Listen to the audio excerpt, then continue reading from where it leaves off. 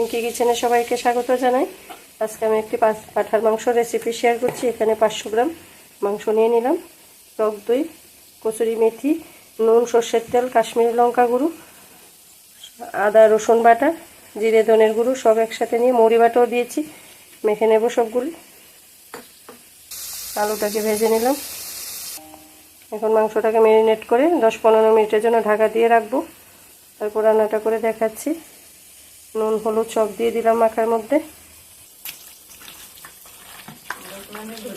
ভালোভাবে মেখে নিচ্ছি।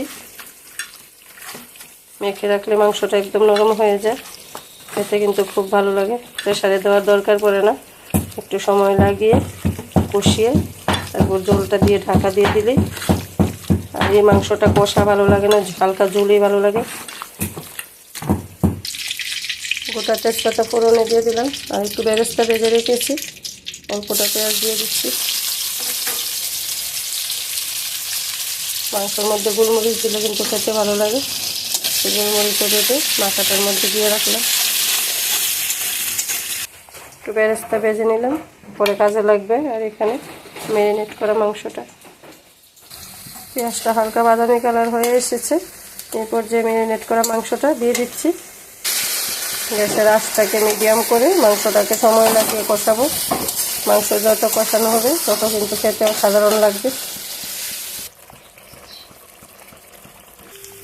মাংস আমার মোটামুটি কষানো হয়ে গেছে, কড়াইয়ের গায়ে লেগেও যাচ্ছে, কালারও চেঞ্জ হয়ে গেছে। এখন আলুটা সহকারে আর একটু ভেজে তারপর জলটা দিয়ে দেব।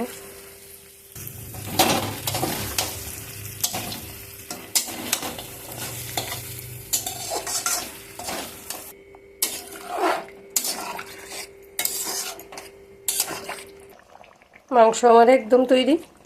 বেরেস্তাটা উপর থেকে ছড়িয়ে দেব।